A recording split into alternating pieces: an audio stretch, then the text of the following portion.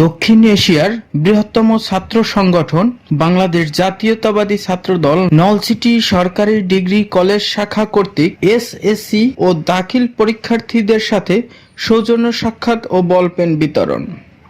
বিএনপির ভারপ্রাপ্ত চেয়ারম্যান জনাব তারেক রহমানের নির্দেশে দক্ষিণ এশিয়ার বৃহত্তম ছাত্র সংগঠন বাংলাদেশ জাতীয়তাবাদী ছাত্রদল নলছিটি সরকারি ডিগ্রি কলেজ শাখা কর্তৃক এসএসসি ও দাখিল পরীক্ষার্থীদের সাথে সৌজন্য সাক্ষাৎ ও বলপেন বিতরণ করা হয়। এ সময় উপস্থিত ছিলেন নলছিটি সরকারি ডিগ্রি কলেজের ছাত্র দলের আহ্বায়ক মোহাম্মদ রাকিব গাজী এবং সদস্য সচিব নাঈম আহমেদ হিমেল।